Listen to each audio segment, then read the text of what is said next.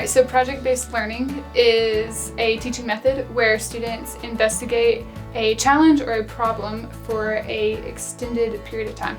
So one example of a project that we do in second grade is we are studying people of the past. And so we take the Wright brothers, we construct an airplane, we engineer an airplane, so they're learning about the engineering design process.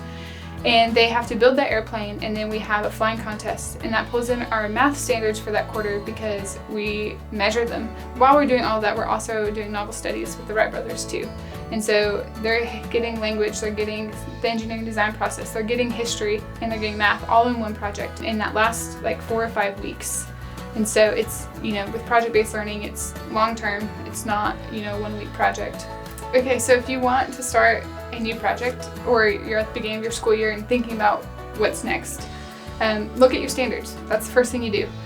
Figure out what your students need to know, and then get to know your students. The best project is where students are engaged because things are relevant to them. And so if it has your standards and it has relevance to your students, it's going to be a great project, and they're going to learn a lot from it. So in the high school level, we do project-based learning to really try and engage the students in authentic and challenging question-based projects that have them look at an issue and do a deep dive, investigating and then eventually presenting their findings to the class.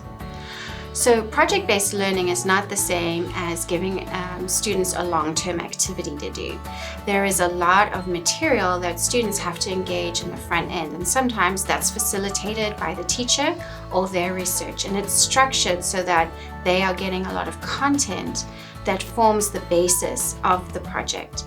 And that way they cover our standards because the essential question is based on standards. So they're covering the material that they need to cover, and then are being directed in a sequential way through the initial answering of the question to establishing their research and then into a final product. So it's very structured in many ways. Even though there's a lot of autonomy, students are on task throughout, and at the end of the day, end up reaching those standards that we're seeking in a novel way, as opposed to read the text and take a quiz type scenario.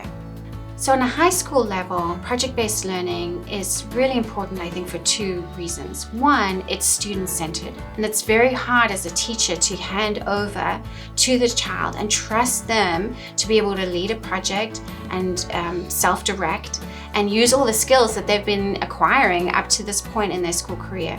And they need to be able to have experience with this because later on in life, these are the skills that they will use: organization, time management, ability to work with others, pacing. And so I feel it's a great thing that we give our high school students in terms of letting them be in charge, and also knowing that we're preparing them for lifelong learning and their professional life. So as a teacher, doing project-based learning is really exciting. To watch students take topics that might have seemed ordinary or that they've heard about before and really dig into why that matters for the future, why it matters to them, and take that content. And what's really exciting is watching their imaginations come alive with the ways that they present that information. So I've seen kids create whole Minecraft worlds and create dioramas and board games, and the enthusiasm that they have working that project and then sharing that, and that knowledge then is, they're conduits for that knowledge that comes through them, through their game, through their presentation to the rest of the class, and that's always exciting to see.